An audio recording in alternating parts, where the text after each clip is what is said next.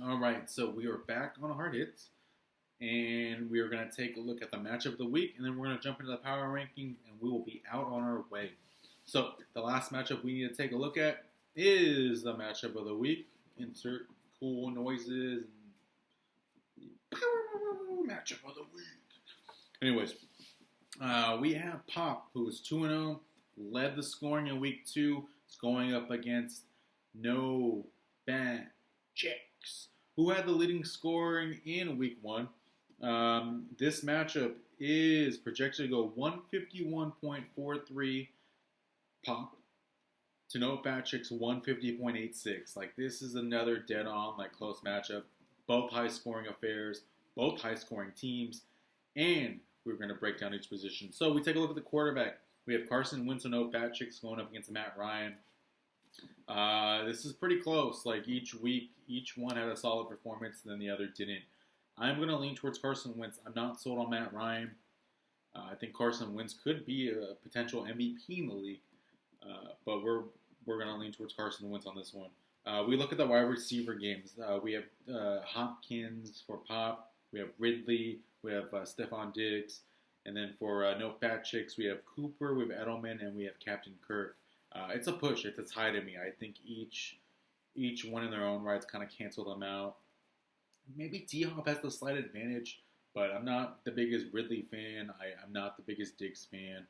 Especially Thielen takes a lot of those targets away. I think it's a push. I do like what Cooper has to set up the table now, especially with AB gone for Edelman. There's a lot on the table now. It's a push. I think it's a tie. We look at the running back game. We have Aaron Jones for Pop, Derrick Henry for Pop, going up against Saquon and Ingram. Now, everybody knows how I feel about Titans players. Not the biggest Henry fan. Kind of up in the air on Jones in itself. But I think the advantage goes over to No Fat Chicks. Saquon, solid. I think especially now with the quarterback in position, can kind of help his game a whole lot more. Ingram, I don't know what you're going to get, especially as a Baltimore running back. But I'm rooting. Not rooting. It's in the favor for me for No Fat Chicks. If we take a look at the tight end position, we have Zach Ertz on No Fat Chicks. We have Kelsey over on Pop.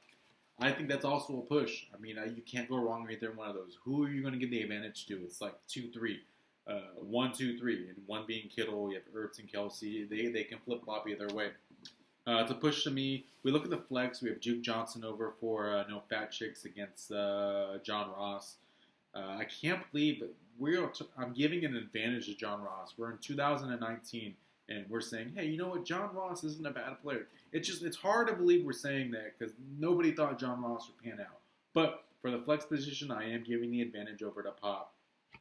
And I think at the end of the day, when you look at Pop's team and we break down the next position defense, that's where he's going to get the clear advantage over just about any team. Pop. We're looking at Zerline. We're looking at Chicago Bears defense. We're looking at Bates, Watt, Van Der Esch. And then he's going up against Butker, Carolina, Collins, Buckner, Wagner. Now, Buckner and Wagner are household names, but they're not fantasy performances, and they don't deliver when it comes to that.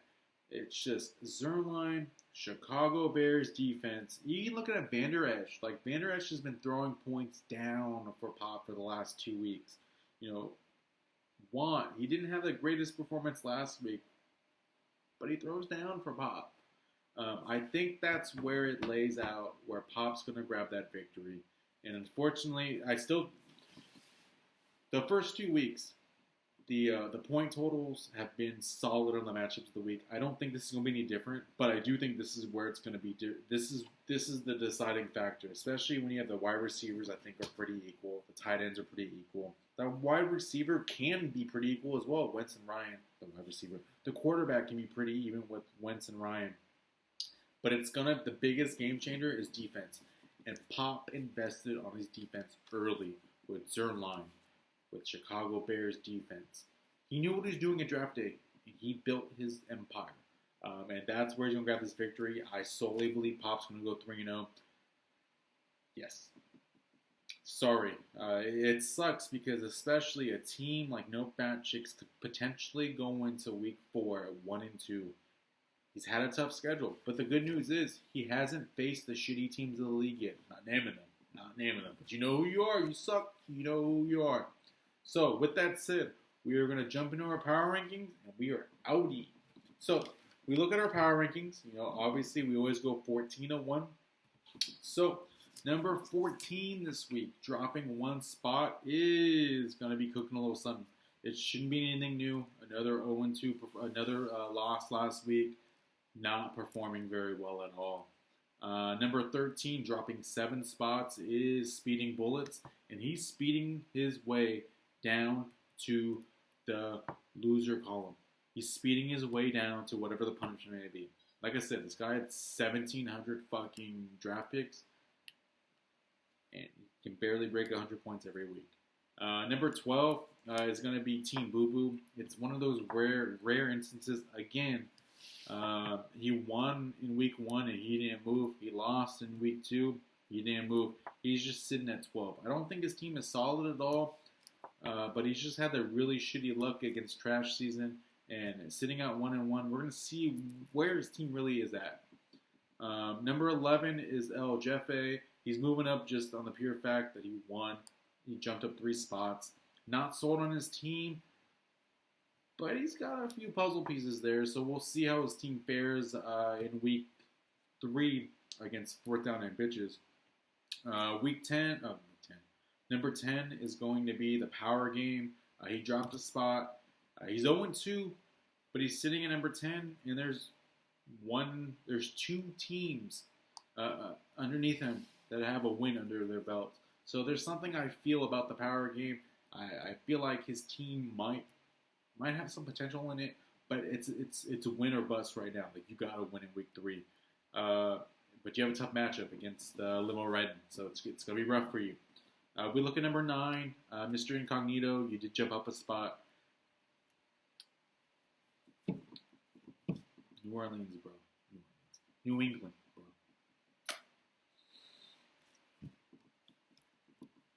This pin is more exciting than your team. But you're number 9, so yeah. Number 8, we're looking at Limo Riding, Jet Flying, son of a gun. He's jumping up 3 spots. He is at 1-1, and I think the sky's the limit for him. But he's had a big matchup against the former champ, the 2-time champ, the power game. So we'll see how his team goes. He's at a solid point total in week 2. He had a disappointing loss in week 1. So we'll see where he's at there, and the sky's the limit. Number 7 is 4th Down and Bitches, dropping 2 spots. Very lackluster performance, but we'll see where the week 3 performance is at. He is going up against El Jefe. I don't know. Number 6, we have the Elite, dropping 4 spots. A very disappointing performance. Barely putting up 100 points. His team didn't put anything down. Granted, Big Ben only had 2 points. He got knocked out of the game early. But I think now is put up and shut up. Like, you need to put up some points. You need to win your matchup. Especially, like I said, it all comes down to these teams that are drafting high, tons of draft picks. Like, you got to put up or shut up now. Like, now or never, right?